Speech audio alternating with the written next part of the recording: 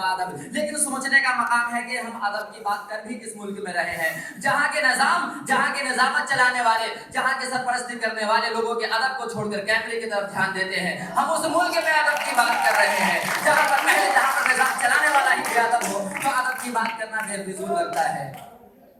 अदब की बात कर रहे हैं तो जरा देखा जाए, एक कहावत है कि बाअदब बानसीब, बेअदब बदनसीब। ठीक आज के टाइम में वही है। मेरे बहुत से भाइयों ने कहा कि वो लोग जो पटरी के लाइन के पास जिंदगी गुजारते हैं, क्या वो उनको अदब की जरूरत नहीं है? अगर बात की जाए तो उन लोगों में से ही बहुत ऐसे अदब वाले निकल जाते हैं जो जिंदगी का मायार बदल देते हैं। एक मेरे भाई ने कहा कि शराब के बहुत सारे फवायद हैं, लेकिन जब शराब पीने जाते हैं, शराब के बारे में सोचते हैं तो अदब आता है, लेकिन शराब पीकर जब पैर लड़खड़ाने लग जाए और किसी गली के कोने में पड़ जाए तो ये बेअदब की पहचान होती है। ये है बेअदब। और बाअदब वो होता है जब शराब के बारे में सोचता चला जाए और शराब के ऊपर एक पूरी किताब लिख दे, शराब के फवायद भी लिख दे, तो ये फवायद लिखने वाला भी बाअदब होता है। लेकिन शराब पीकर पैर लड़खड़ाता हुआ किसी गली कूचे में गिर जाए और कोई कुत्ता उस पर पेशाब कर जाए, वो बेअदब की पहचान होती है।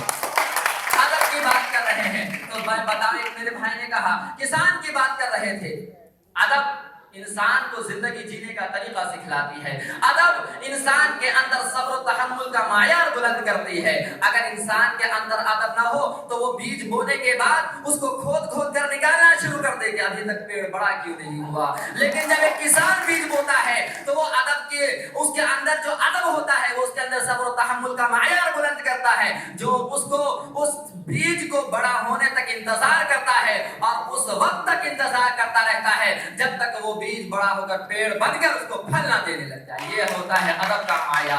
और बेअदब तो फिर वही होता है कि बीज बोया और कल फल की तलाश करने लगे। हुजूर हजरत अली की बात की जाए, हजरत अली जब चला करते थे, अगर उनके सामने कोई बूढ़ा शख्स चलता था तो वो उससे आगे ना निकला करते थे, क्योंकि वो जानते थे कि अगर मैं इस शख्स से आगे निकल जाऊंगा तो वो ये सोचने लगेगा ये बेअदब है और मेरे बुढ़ापे का मजाक उड़ाकर अपनी जवानी को मेरे सामने पेश कर रहा है। अदब वो था जब हजरत अली एक बूढ़े इंसान के पीछे चलकर उसको अदब दिया करते थे। और बेअदब वो होता है जो आज के जमाने में लंगड़े आदमी को भी पीछे छोड़कर आगे निकल जाता है। ये होता है बेअदब और वो होता है बाअदब। मैं अपनी बात को यहीं पर खत्म करता हूँ और मुझे उम्मीद है कि अदब वालों ने अदब की बात समझ ली होगी, वरना इस मुल्क में मुझे बेअदबों से यही उम्मीद है कि यहाँ पर आए और बिला फिजूल की बातें करते रहें। बस इतना ही कहूंगा कि बाअदब बानसीब, बेअदब बदनसीब। शुक्रिया।